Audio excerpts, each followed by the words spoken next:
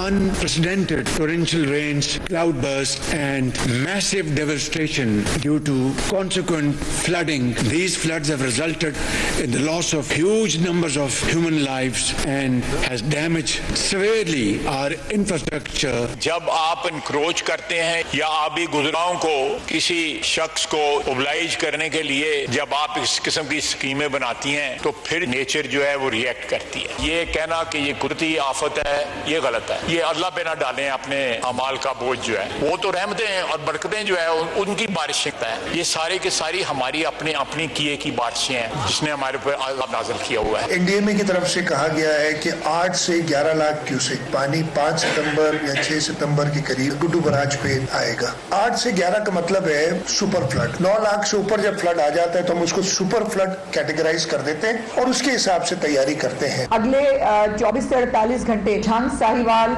Toba take Singh, Okara, Sahiwal, Multan, Pakpattan, भावल नगर, विहाड़ी और बहावलपुर के इलाके जो है वो इस वक्त हाई अलर्ट पे हैं। बिस्मिल्लाहिर्रहमानिर्रहीम। लाखों करोड़ों दरूद नबी अकरम सल्लल्लाहु अलैहि वसल्लम पर और उनकी आल पर। इस वक्त पंजाब में इंतहाई खौफनाक सूरत हाल है। जंग के बारे में कहा जाता है कि वह किसी वक्त भी डूब सकता है। इस वक्त भी वहां पे पानी है लेकिन हेड त्रीमू के ऊपर बहुत ज्यादा प्रेशर है और कहा जा रहा है कि 9 लाख क्यूसेक तक वहां पानी हो सकता है और जब ये पानी इतना हो जाएगा तो जंग को बचाना तकरीबन मुश्किल हो जाएगा। अल्लाह ताला रहम करे जंग के ऊपर और पंजाब के बाकी इलाकों के ऊपर भी। इस वक्त जो पंजाब के अंदर अफेक्टेड लोग हैं, जो मुतासर लोग हैं, उनकी तादाद 23,83,000 हो गई है, यानी 2.3 और 83 मिलियन लोग वहाँ इस वक्त तक अफेक्टेड हैं और ये बहुत बड़ी तादाद है। इससे आप अंदाज़ा लगाएं कि कितना मैग्नीट्यूड है इस तबाही का। इसके साथ साथ दरिया सतलज में ऊंचे दर्जे का सैलाब अभी आ रहा है। वार्निंग जारी कर दी गई है। 9 अजला के अंदर इस वक्त हाई अलर्ट है। उनके अंदर लाहौर है, साहिवाल है, मुल्तान है, भावलपुर है, डेरा गाजी खान है, कसूर है, ओकाड़ा है, पाकपतन है, विहाड़ी, भावल नगर, लोधरा और मुजफ्फरगढ़ के इलाके हैं। वहाँ पर पूरी सरकारी मशीनरी इस वक्त एक्टिव हो गई है, अलर्ट है और अल्लाह ताला रहम करे इन सब इलाकों पे। और उसके बाद कहा जाता है कि अब ये फ्लड बड़ी तेजी से सिंध की तरफ बढ़ रहा है और वहां पे सुपर फ्लड आने का अंदेशा है, जो कि आपने सीएम साहब की गुफ्तगू भी सुन ली। और इसके साथ साथ अभी इस्लामाबाद के अंदर भी हालत बड़ी खराब है। यहाँ 1.5 घंटे बारिश हुई और यकीन करें कि उन तमाम सड़कों के ऊपर घुटने घुटने पानी था जहां कभी हमने पानी देखा ही नहीं है। तो हालात बड़े दिगरगू हैं। इसके लिए गवर्नमेंट क्या कर रही है, बाकी जो मशीनरी है वो क्या कर रही है और अगर ये मुस्तकिल फिनोमेना बन गया तो इसको कैसे टैकल किया जाएगा। बहुत सारे सवाल है जो आज के शो में डिस्कस करेंगे। लेकिन मेहमानों की तरफ जाने से पहले इस वक्त हमारे नुमाइंदे खुर्रम सईद साहब हमारे पास मौजूद हैं, झंग को कवर कर रहे हैं, झंग के अंदर इस वक्त मौजूद हैं। उनसे पूछते हैं कि झंग की सूरत हाल क्या है। खुर्रम साहब आपका बहुत बहुत शुक्रिया। ये फरमाए कि झंग के अंदर इस वक्त सूरत हाल क्या है, हालात क्या है? जी बिल्कुल। दरियाए चिनाब में त्रीमू हेडवर्स के मुकाम पर आज सारा दिन इंतहाई ऊंचे दर्जे का सैलाब था और तकरीबन सारा दिन त्रीमू बैराज पर पानी की आमद 5,50,965 क्यूसेक रही। अब से कुछ देर कबल पानी की सतह में कमी आना शुरू हो गई है जो 5,41,862 रिकॉर्ड की गई है और उम्मीद जाहिर की जा रही है कि मंगल की सुबह तक त्रीमू हेडवर्स पर जो पानी की आमद है वो मजीद कम होगी और इस पानी जो ये पानी है ये हेड मोहम्मद वाला की जानिब बढ़ने लगेगा। अगरचे चौधरी साहब इस बार जो है दरियाए चिनाब में आने वाला रेला जो है वो 2014 के सैलाब से बहुत बड़ा था, लेकिन मैं ये समझता हूँ कि झंग की जिले इंतजामिया के बर वक्त इकदाम और इंतजाम की वजह से सैलाब का पानी जो है वो कम से कम नुकसान करता हुआ आगे बढ़ रहा है। अब तक जिला झंग के 261 जो देहात हैं वो सैलाब के पानी से मुतासर हुए हैं, जबकि 2014 में ये तादाद 411 थी। 2014 में सैलाब के बाद 11 अमवात रिकॉर्ड हुई थी, लेकिन अल्हम्दुलिल्लाह अब तक जिला झंग में कोई एक कैजुअलिटी भी रिपोर्ट नहीं हुई। लेकिन दीगर जो नुकसानात हैं जिनमें लोगों के घर हैं, कितने घर ज़ेरे आब आए हैं, कितने एकड़ रकबे पर खड़ी फसलें खराब हुई हैं और सैलाब से कितना रकबा मुतासर हुआ है, उसका तखमीना तो आने वाले दिनों में लगाया जाएगा। आज वज़ीर आला पंजाब मरियम नवाज ने झंग के सैलाब ज़दा इलाकों का दौरा किया और इंतजामिया को सैलाब में फंसे हुए आखिरी शख्स तक रेस्क्यू ऑपरेशन जारी रखने, मुतासरीन को सैलाब खुराक और उनके मवेशियों को चारा फराहम करने के अहकाम जारी किए, जो कि एक रूटीन की बात है। लेकिन इस दौरान में उन्होंने आज ये तस्लीम किया कि उन्होंने झंग से ज्यादा गुर्बत कहीं नहीं देखी और अब इंशाल्लाह इस गुर्बत को खत्म करना है। मैं समझता हूं कि अगर वाकई मरियम नवाज को यह एहसास हो चुका है कि झंग एक इंतहाई पसमानदा जिला है और वो इसकी खुशहाली के लिए काम करना चाहती हैं, तो ये झंग के लिए एक निहायत खुशाइन बात होगी। अच्छा, ये बताएं कि जंग में इससे पहले, आज तो ज़ाहिर है त्रिमू के ऊपर बड़ा प्रेशर है, पहले जो रेला आया था उससे कितनी तबाही फैलाई वहां? जी, इस तरह है कि जो हेड त्रिमू है उससे 50 किलोमीटर पहले जो है वो जिला झंग शुरू हो जाता है। जब दरियाए चिनाब का पानी झंग में दाखिल होता है तो वो 50 किलोमीटर के इलाके को इफेक्ट करता हुआ त्रिमू हेड वर्क्स पर पहुंचता है, और त्रिमू हेड वर्क्स से जो पानी जब खारिज होता है तो ये 70 से 80 किलोमीटर मजीद आगे जिला झंग की हदूद में देहातों को मुतासर करता है। तो इस वक्त जो है वो 261 देहात ज़ेरे आब आए हुए हैं, और मजीद जो देहात हैं जब ये पानी हेड त्रिमू वर्क से आगे जाएगा तो ये और मजीद देहातों को जो है वो इफेक्ट करेगा, और उसके बाद ये हेड मोहम्मद वाला में मुल्तान के मकाम पर जाकर शामिल होगा। और शहर की क्या सूरत हाल है खुरम? जी बिल्कुल, जैसे मैंने बताया है कि इस दफा जो जिली इंतजामिया ने हिफाजती इकदाम किए हैं उनके बायस जहां पर झंग में सैलाब से कम नुकसान हुआ, वहीं पर झंग शहर भी जो है वो उसमें पानी के आने का खतरा खत्म हुआ। जिली इंतजामिया ने 2 रोज कबल ये इंतजाम किए और झंग रिवाज पुल जो है उसके नजदीक जो हिफाजती बंद है उसको ब्रीच किया गया। 2 रोज कबल ब्रीच करने से ये हुआ कि झंग शहर के गिर्द जो हिफाजती बंद है उस पर पानी का प्रेशर जो है वो उस तरीके से नहीं आया जो 2014 के सैलाब में आया था, और पानी जो है वो आया जरूर है लेकिन वो स्मूथली आराम से गुजर गया, उसकी मिकदार, उसकी तादाद इतनी नहीं थी। अच्छा खुरम, ये जो कहा जा रहा है कि बड़े लोगों की जमीनें बचा ली गई हैं, उनकी फैक्ट्रियां बचा ली गई हैं, उनके रकबे बचा लिए गए हैं, और जो गरीब आदमी है देहात के अंदर रहता है उस तरफ पानी डाइवर्ट कर दिया गया, 261 देहात डूब गए और जो बड़े लोगों के रकबे हैं वो सारे बच गए। नहीं, मेरा नहीं ख्याल कि ऐसा कोई फिनोमेना हुआ है, क्योंकि जो देखें शहर की जो आबादी है जहां पर इकोनॉमिक हब होती है, जो मुआशी तौर पर ज्यादा इलाका ऐसा होता है जहां पर जो है वो दुकानें हों, जहां पर कारोबारी मराकज हों, कमर्शियल हब हो, उसको बचाना जो है वो बिलाशुबा गवर्नमेंट की जिम्मेदारी होती है। और ऐसा ही हुआ, जो बंद ब्रीच किया गया है उस बंद से जो है वो देहात के जो इलाके हैं वो जरूर जेरे आब आए हैं, लेकिन वहां पर जो आबादी मुतासर हुई है वो सिर्फ 21,000 है। लेकिन अगर उसके बरक्स देखा जाए कि अगर झंग शहर को नुकसान का अंदेशा था और खुदा न खास्ता अगर झंग शहर का बंद टूटता तो कमोबेश 5 से 7 लाख की आबादी मुतासर होनी थी और एक बहुत बड़ा कमर्शियल हब जो है वो मुतासर होता।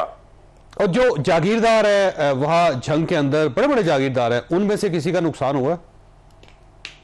नहीं, अभी तक झंग में जो जागीरदार हैं वो शाहजीवना में ही मौजूद हैं। मखदूम फैसल साले हयात हैं, सईदा आबदा हुसैन है, उनकी जो जमीनें हैं वो शाहजीवना में हैं।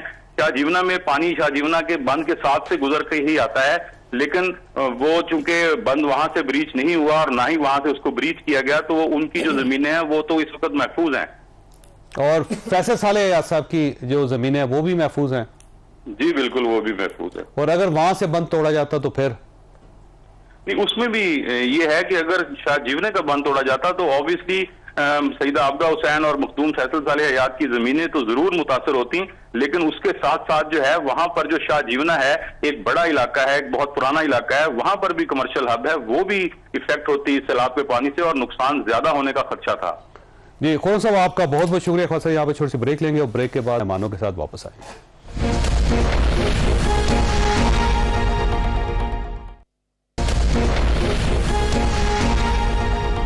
प्रोग्राम में दोबारा खुशामदीद। हमारे साथ तशरीफ रखते हैं एडवोकेट शफकत अवान साहब, पाकिस्तान तहरीक इंसाफ के साथ इनका ताल्लुक है। इनके साथ तशरीफ रखते हैं इख्तियार वली खान साहब, पाकिस्तान मुस्लिम लीग नून के साथ इनका ताल्लुक है।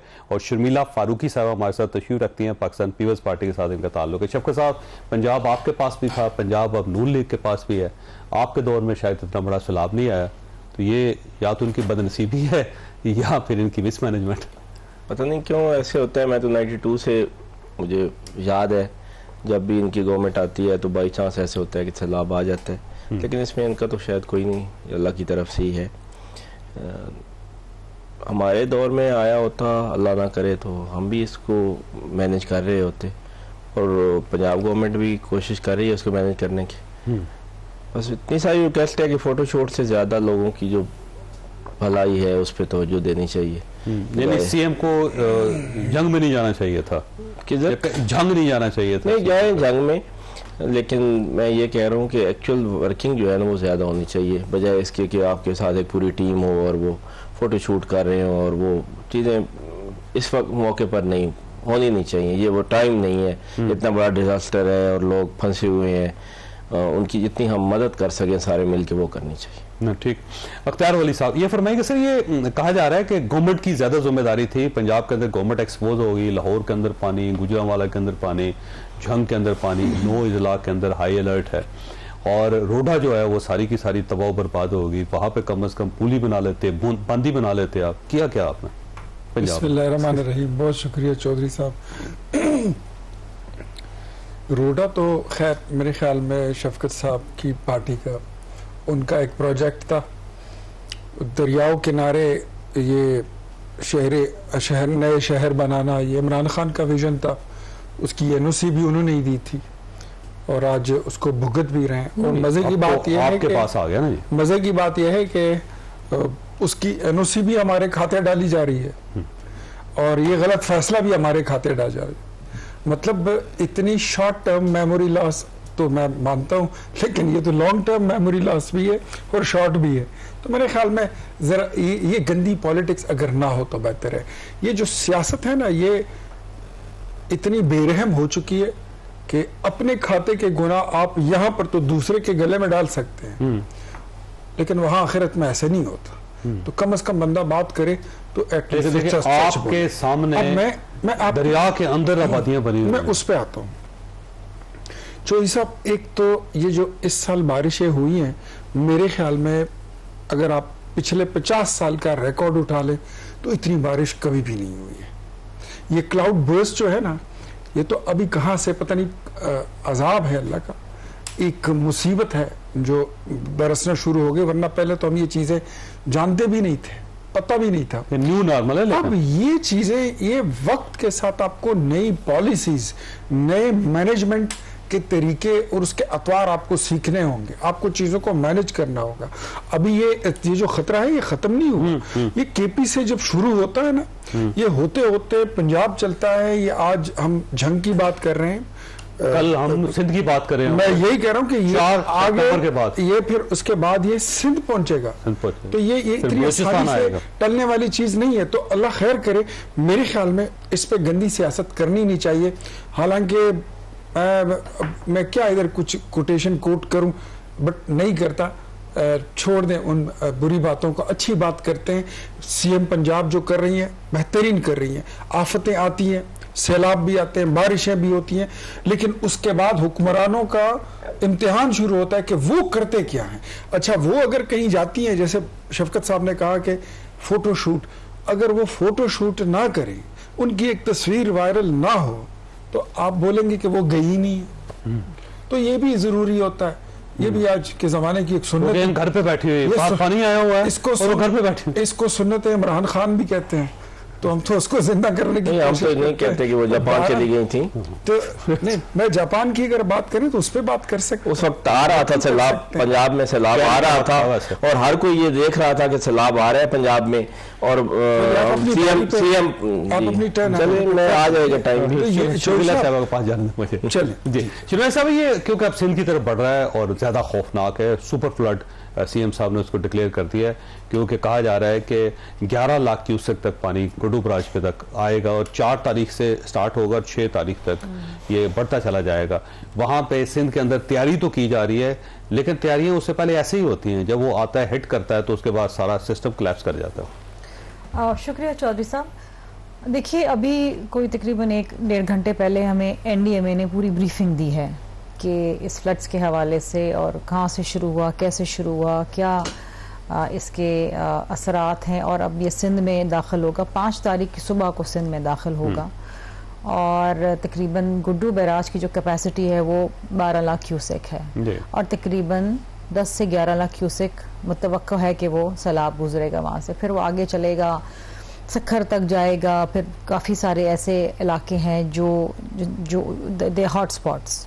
और दुआ, कोशिश, मेहनत तो यही है सिंध हुकूमत की, तैयारी तो पूरी है कि जानी नुकसान ना हो, क्योंकि जो लोग बैंक्स के अतराफ बैठे थे उनको वैक्यूएट कर लिया गया है, मेकशिफ्ट कैंप्स बना लिए गए, तमाम चीज़ें जो भी एक प्रोएक्टिव अप्रोच होती है किसी भी हुकूमत की वो कर ली गई है।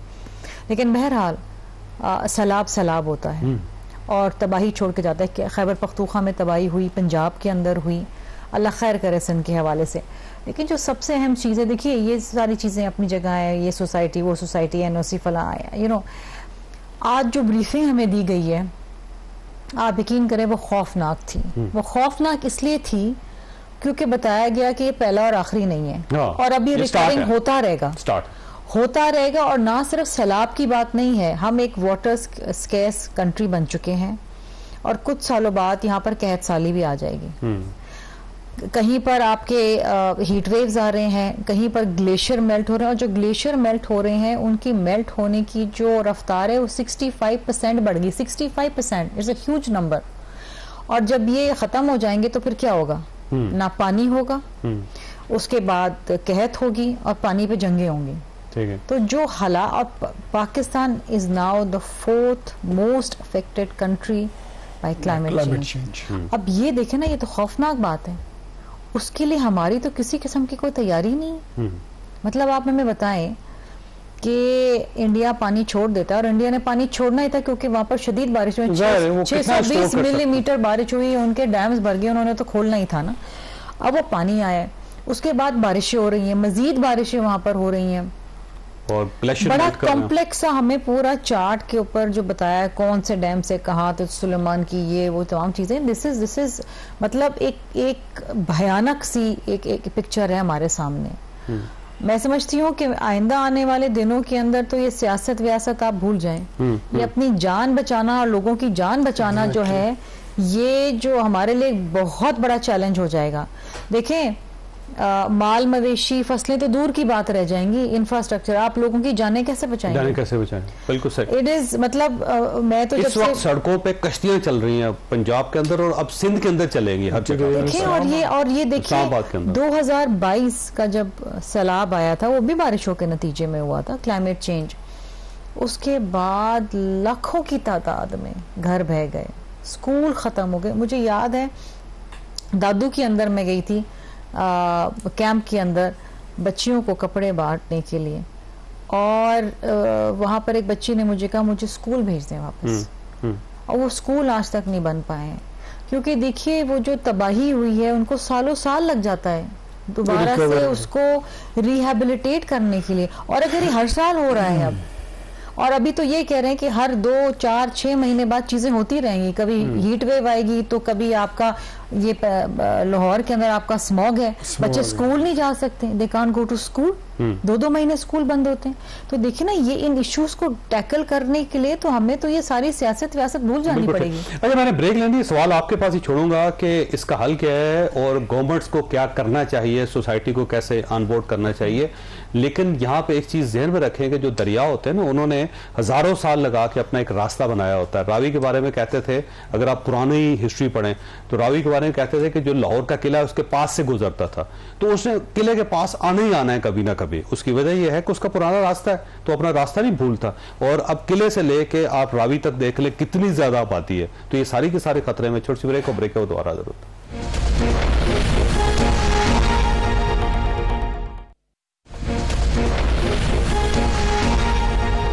प्रोग्राम में दोबारा खुश आमदीद। शर्मिला साहब, ये फरमाइएगा गवर्नमेंट की जिम्मेदारी क्या बनती है? पॉलिसी उससे बनानी है, कौम को इकट्ठा उसने करना है, कौम को डेवलप उसने करना है, न्यू नॉर्मल के बारे में उनको बताना गवर्नमेंट ने। गवर्नमेंट तो किसी और काम में लगी हुई नहीं जी। देखिए, गवर्नमेंट के पास बड़े इश्यूज हैं, बड़े चैलेंजेस हैं। आपको इकोनॉमिक रिवाइवल करना है, गुर्बत की सतह जो है 44% लोग तो आपकी गुर्बत की सतह से नीचे, ऑलमोस्ट 50%।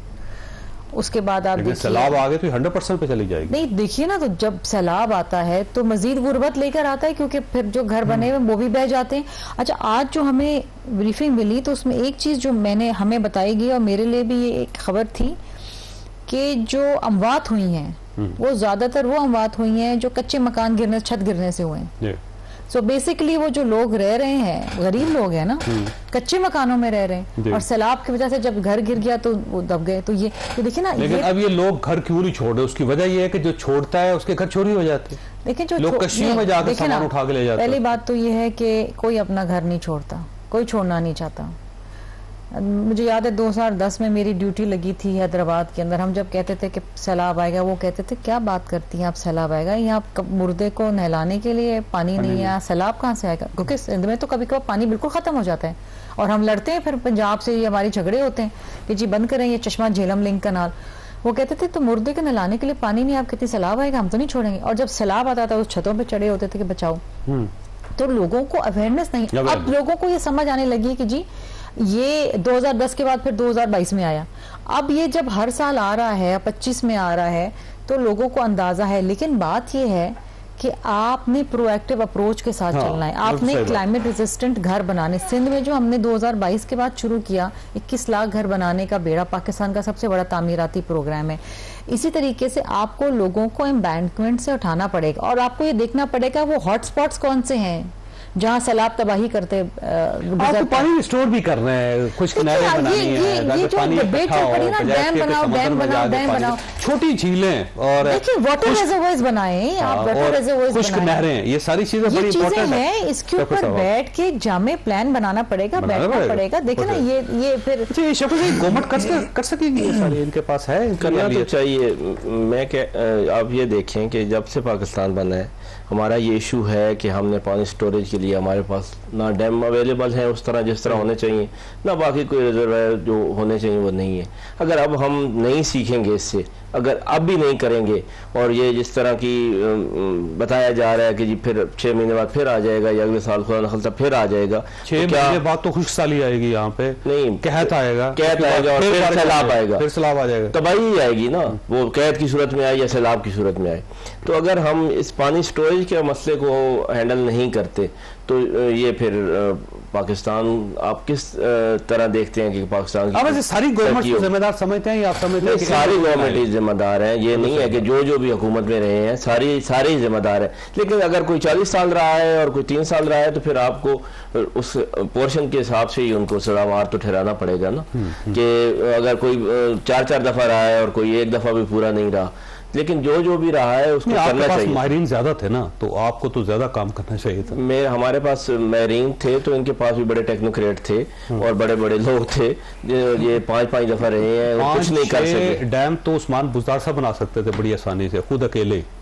पता नहीं, मुझे तो नहीं पता कि उस्मान, इससे बड़ा शहबाज शरीफ 3 दफा पंजाब का वज़ीर आला रहा है और उससे बड़ा कौन, बात आपकी सही। आप उस्मान बुज़दार को छोड़े, वो उससे बड़ा अब मैं क्या नाम दूं, तो वो उन्होंने क्यों नहीं बनाए। इसलिए आप किसी एक का नाम ना लें, अब सबको करना चाहिए था, कोई भी नहीं कर सकेगा। अच्छा, वैसे अख्तियार साहब आप पीछे ना जाए, आगे बढ़ें, अब एक नेशनल कंसेंसस डेवलप करें, इसके अलावा कोई ऑप्शन नहीं। बिल्कुल ये होना चाहिए, मेरे ख्याल में संजीदा गुफ्तगू ही करनी चाहिए, बेहतर है। अब 350 डैम अगर बने होते खैबर पख्तूनख्वा में तो शायद आज ये सैलाब खैबर पख्तूनख्वा से पंजाब में बना लेते यार, आप छोड़ो, मतलब उधर तो बाकायदा इस पे वोट, हमारी तो वर्किंग भी शुरू हो गई थी, उसको तो मतलब ये है कि नहीं, वो तो कह रहे कंप्लीट हो गए। अब हम जिस तरह वो 1 अरब दरख्त नहीं है, उस तरह वो 350 डैम नहीं है, उसमें 3.5 डैम भी नहीं बने, तो मतलब बने होते तो आगे होते। अब तक बात करना जो है ना वो अलग चीज होती है, पॉइंट स्कोरिंग अलग चीज होती है, ऑन ग्राउंड आपको परफॉर्म करके दिखाना, this is something very different and very difficult, ये अलग चीजें हैं। मेरे ख्याल में हमें ग्राउंड रियलिटीज पे आना चाहिए। दरिया अपने रास्ते ले रहा है, पानी अब पहले से ज्यादा आना शुरू हो गया। पहले हम रोते थे कि बारिशें कम हो गई, अब बारिशें जो है बेवक्त हो गई हैं और बहुत ज्यादा बढ़ गई। तो इन चीजों को अब सबसे पहले आपने आबी गुजरगाहों को, जितने आपके कोर्सेज हैं, इसको आपने जो इनका रास्ता है वो खोलना है। दूसरा, जहां पानी का निशान है उतना रहना। एग्जैक्टली। दूसरा, आपको डैम्स बनाने होंगे, खैबर पख्तूनख्वा में भी, पंजाब में भी, तो छोटे बनाए, बड़े बनाने को बड़ी अच्छी बात की आज। जरूरत ही नहीं है कि आप बड़े डैम बनाएं, तो 10 साल लग जाएंगे आप, हाँ उसमें बहुत टाइम लगता है। आप छोटे डैम बनाएं, कई दर्जन बना लें, तो उससे आपको पानी सेव करने का भी मतलब, आपके पास रिजर्वायर्स आ जाएंगे तो बहुत इजीली वो मैनेज हो सकता है और उसके फायदे बहुत ज्यादा होते हैं। इसके अलावा कोई भी चारा नहीं है, वरना मुझे ये बात कहते हुए कोई भी इसमें शक और शुबा नहीं है कि हम 2 बलाओं के बीच में फंस चुके हैं। एक का नाम है कहत साली और दूसरे का नाम है सैलाब। या कहत साली होगी, दरिया खुश्क हो जाएंगे, गंदुम नहीं होगी, बाहर से मंगाएंगे, पानी नहीं होगा, वाटर टेबल आपका नीचे जाएगा, और अगर हो भी तो सैलाब से तो सारी फसलें आप बैठ गई है ना जी। एग्जैक्टली। अब आप खुद 6 महीने बाद जो फूड शॉर्ट, हाँ जी, और जब सैलाब आएगा तो कारखाना आपका बंद, फसलें आपकी तबाह, लोग आपके अवाम आपके परेशान, दर बदर बम वो IDPs बन जाएंगे।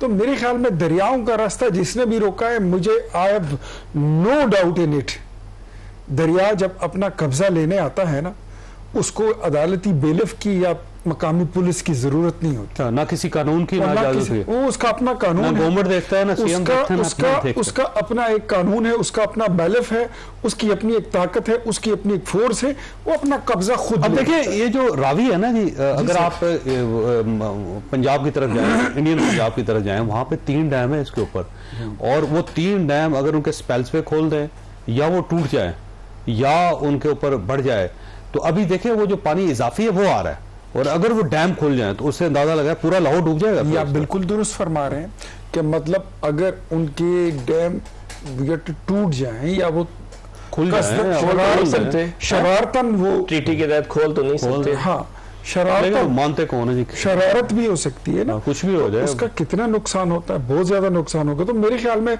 चोई साहब इसमें कोई पॉलिटिक्स से की गुंजाइश है नहीं, चाहे वो PTI हो, मुस्लिम लीग हो, People's Party, JUI, MQM, ANP, जो भी है, अक्रॉस द बोर्ड सबको इस बात पे मिलकर एक नेशनल कंसेंसस डेवलप करने की जरूरत है कि छोटे डैम बनाते हैं।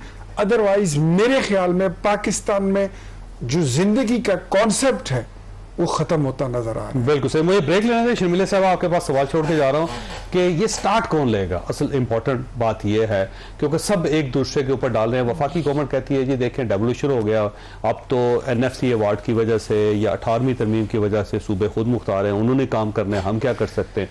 सूबे जो कहते हैं जी वफाक नहीं करना है, अब हम वफाक से दरख्वास्त करेंगे कि वो हमारी इमदाद बढ़ाएं, वो कुछ काम करें। तो जब तक ये ब्लेम गेम चलती रहेगी तो मामला तो आगे नहीं बढ़ सकेंगे। छोटी ब्रेक के दोबारा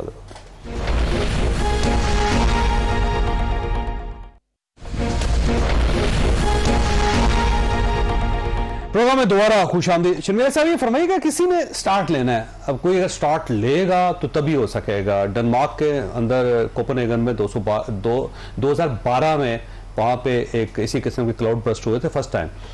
तो उसके बाद उन्होंने एक नई टेक्नोलॉजी इवॉल्व की जिससे स्पंज पार्क्स कहते हैं, उसे कमाल ही कर दिया सर।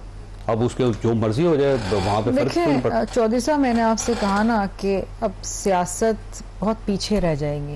अब तो जान बचाने के आपके लाले पड़े हुए हैं कि आपने जान कैसे बचानी है, how are you going to save human lives. तो इसमें तो ये अना का मसला होना नहीं चाहिए कि आप शुरू करें या मैं शुरू करूं। और मैं तो ये समझती हूँ कि वफाक को शुरू करना चाहिए। वफाक बड़े भाई का किरदार अदा करता है। True. और सूबे जो हैं वो तो देखें ना, छोटे सूबे हैं, इतने वसाइल नहीं हैं। वहाँ से पंजाब बहुत बड़ा सूबा है, बलूचिस्तान में आपने हालात देखे, खैबर पख्तूनख्वा तो तबाह हाल हो गया है, सिंध छोटा सूबा है। वफाक इसमें पहल करें। देखिए ना, this should be beyond politics. बिल्कुल सही बात। This should be beyond.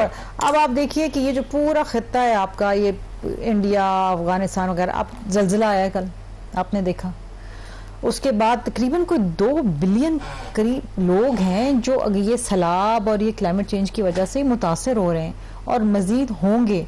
अब आप ये बैठ के नहीं सोच सकते कि जी हमें उससे बात नहीं करनी है, हमें इससे बात नहीं करनी, ये सब छोड़ना पड़ेगा।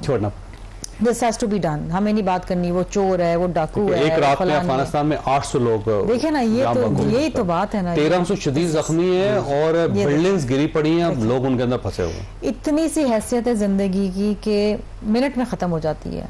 तो ये सारी अनाश सब इधर रह जाएगी। ये क्लाइमेट चेंज, ये सबसे बड़ा, मैं ये कहती हूँ, ये दहशतगर्दी से बड़ा हमारे लिए मसला है क्लाइमेट चेंज, और इसको हमें बैठ के एड्रेस करना पड़ेगा।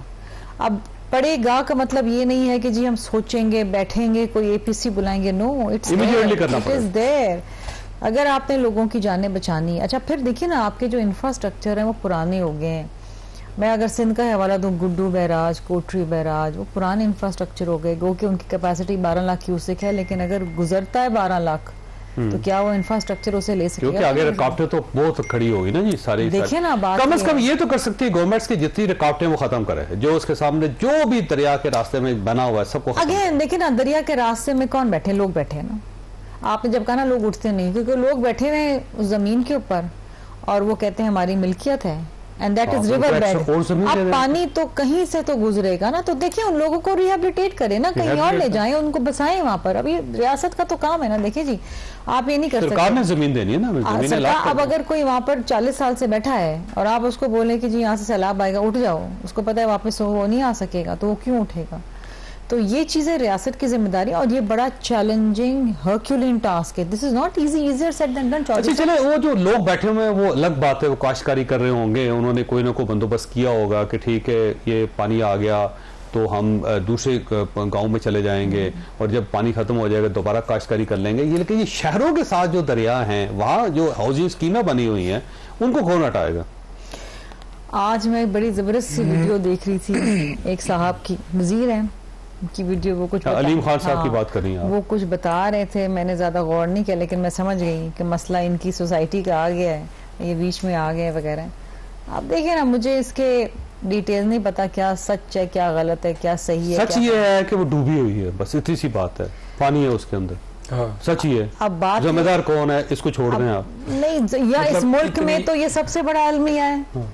गंदम में लूट मार मची, 3 कमेटियां बैठाई वजीर आजम ने, आज तक नहीं पता चला जिम्मेदारान कौन है। चीनी आई गई खत्म हुई, वो पता नहीं चला कि जी वो कौम को चूना लग गया, 220 रुपए किलो चीनी चली गई, लेकिन हमें नहीं पता जिम्मेदार कौन है।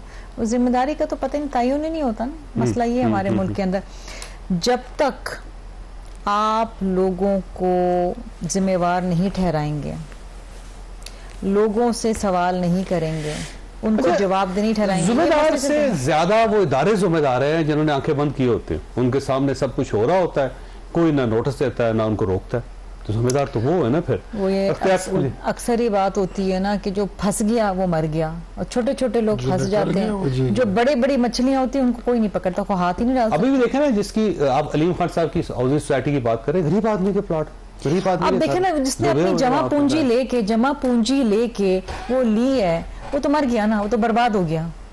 अब आप बताइए, ये मतलब ये वो लोग हैं जो मिडिल क्लास लोग हैं। चाहे कोई वफाकी वजीर हो, कोई बासर जागीरदार हो, या जितना भी इन्फ्लुएंशियल शख्स हो, दिस डजंट मीन कि उसको एनओसी भी मिले और वो ऐसी जगहों पर हाउसिंग सोसाइटीज बनाए। मतलब आप तो पैसे इकट्ठे कर लेते हैं, आप तो जाके खैर की डेयरी पर ऊपर बैठ जाते हैं पहाड़ के ऊपर चढ़कर, या अपने लिए कोई जजीरा ले लेंगे, लेकिन लोग उधर खपते मरते रहेंगे। ये एक और स्कैंडल आपके सामने आने लगा है, और भी आने लगा, अभी आया नहीं है। कौन? पेशावर से। पेशावर में क्या हुआ? मलिक रियाज का। वहाँ पे क्या हुआ? वहाँ पे जो उसने बैरियर टाउन के लिए जमीनें खरीदी हैं, उसको एनओसी दी गई है, वो भी, उस पे भी एक दरिया लगता है। ठीक है। और वो नहीं, शायद तो वैसे दरिया के साथ ही बनते हैं। बस ठीक है, पुराने भी, लेकिन उसके फिर हालात ऐसे ही होंगे जैसे हैं। तो मेरे ख्याल में अक्रॉस द बोर्ड इन सारी चीजों को ये एक बार मास्टर प्लान बनाया ना जी आप पूरे पाकिस्तान के अंदर कंस्ट्रक्शन का। बिल्कुल। और कंस्ट्रक्शन की क्वालिटी का, और कंस्ट्रक्शन किस तरह करनी है ये भी, और एक ही किस्म के घर बनने चाहिए पूरे पाकिस्तान में। आपने बात की वजीर आज़म साहब को, मैं खुद भी ये मैसेज कन्वे करूँगा बड़ी अदब के साथ और बड़ी ईमानदारी के साथ, कि वफाक को अब मेरे ख्याल में एक टेबल मुहैया करना चाहिए कि वो सबको इकट्ठा करे, वो इन बातों को देखे, असर इसका जायजा ले, एक नया मास्टर प्लान बनना चाहिए ताकि मूव फॉरवर्ड हो और हम आगे निकल जाए, वरना हम बंदगली में पहुंच चुके हैं। अच्छा शौकत साहब, बाकी सूबों को छोड़े हैं, वो पुराने मसले हैं और पुराने शहर हैं। इस्लामाबाद जो है 1960 में बना हुआ शहर है, छोटा सा शहर है, 13 किलोमीटर का शहर है, उसके बाद शहर खत्म हो जाता है। 20-22 लाख इसकी आबादी को, वो भी बहुत ज़्यादा है, लेकिन 80,000 की आबादी के लिए शहर बना हुआ था, फैल गया, इसमें कोई शक नहीं। लेकिन यहाँ पे पानी रुका हुआ है सारा इस जगह पे। अभी आप सड़कों में जाके देखें, बात वही हो रही थी, जब तक आप जिम्मेदारों का तयन नहीं करेंगे, आप देखेंगे नहीं कि खराबी कहाँ से हुई है, खराबी की जड़ तक नहीं जाएंगे। वो कोई इदारा हो या कोई शख्स हो या कोई पॉलिटिशियन हो, अब वहाँ तक आप नहीं जाएंगे तो कोई भी चीज़ ठीक नहीं होगी। अभी यहीं पे आप इसी पे रिसर्च कर लें, काम करवा लें कि जी इस्लामाबाद में जो इश्यूज आए हैं इस पे पीछे कौन सा इदारा है, तो उसी इदारे को ठीक कर लें तो सारा कुछ ठीक हो जाएगा, लेकिन करता कोई नहीं है ना। अगर कोई और मुल्क होता तो क्या किसी वफाकी वजीर की कॉलोनी डूब जाती और वो वजीर भी होता, वो रिज़ाइन कर देता और कहता था कि कात करें और अगर मैं गिल्टी हूँ तो मुझे नहीं रहना चाहिए इस पोजीशन में, लेकिन वो साहब बैठे हुए हैं और वहाँ पे बंदे छोड़े हुए हैं और वो लोगों को चुप करवा बड़े बैठे हुए थे लोग हैं। मैं दौर की बात नहीं कर रहा, आप बात मैं तो दौर की बात ही नहीं कर रहा, मुझे तो ये भी नहीं पता उनकी पार्टी आजकल कौन सी है लेकिन हमारी पार्टी में नहीं है, तो क्या वो वजीर होते ना होते, वो रिजाइन कर चुके होते। तो चीफ मिनिस्टर साहब को फारग हो जाना चाहिए केपी का। शुक्र करें चीफ मिनिस्टर साहब की कोई सोसाइटी आई है उसमें, वो खैबर पख्तूनख्वा में जो तो मैं नहीं क्या सैलाब साहब पंजाब में सैलाब आया तो मरियम नवाज को क्या रिजाइन कर जाना चाहिए? नहीं कंट्रोल होगा तो ही नहीं, क्या होगा? नहीं, मैं तो एक स्पेसिफिक बंदे की बात कर रहा हूं कि उसका प्राइवेट बिजनेस है और उसने नाजायज तरीके से बनाया हुआ है और लोगों को उसमें प्रॉब्लम्स हुई हैं, मैं उसकी बात कर रहा हूं। अब एक कुदरती आफात है, वो पंजाब में आ जाए तो मरीम नवाज रिजाइन कर जाए और सिंध में आए तो वहां का सीएम कर जाए, ये बात नहीं है। बात ये है कि अगर कोई बंदा शफकत साहब के लिए अच्छा दिन है, अगर ये आज उनकी पार्टी में होते तो मैं सोच रहा हूँ कि ये किस तरीके से उनको डिफेंड कर रहे होते। मैं कभी भी ना करता, मैं बिल्कुल भी ना करता अगर पार्टी में होता। और मैं शुक्र है अल्हम्दुलिल्लाह पार्टी में उस वक्त आया हूँ जब ऐसे लोग सारे चले गए हैं और वो बाकी पार्टियों में जाके एडजस्ट हो गए। मैं उस वक्त पार्टी में आया हूँ, मैंने 2022 में ज्वाइन किया पार्टी, उस वक्त तक ये लोग जा चुके थे, सारा गंद साफ हो गया, मतलब सफाई के बाद सारा गंद साफ हो गया था। सफाई के बाद नहीं होता है ना गंद, वो साफ हो गया, जो 2-4 लोग ऐसे थे वो खान साहब ने निकाल दिए और वो चले गए। वैसे शर्मिला साहब हो जाएगा कोई मामला, आपका क्या ख्याल है? आखिरी सवाल आपसे, ठीक हो जाएगा? उम्मीद है? देखिए उम्मीद पे तो दुनिया कायम है, क्या पता बेटर सेंस में प्रिवेल ऑन देम और वो कहें कुछ भी हो सकता है ना। आफ्टर ऑल इंडिया पाकिस्तान भी अगर आपस में बैठ सकते हैं और बातचीत कर सकते हैं तो why not, nothing is impossible. China और अमेरिका बैठ सकता है, रशिया और चाइना बैठ सकता है, रशिया और अमेरिका बैठ सकता है, सब कुछ हो सकता है। आपने प्रोग्राम और अमेरिका पाकिस्तान की तारीफ कर सकता है, हाँ। आपने प्रोग्राम देखा, अल्लाह ताला आप और आपके अहले खाना को हर किसी मुसीबत से महफूज रखे। अल्लाह हाफिज एंड पाकिस्तान जिंदाबाद।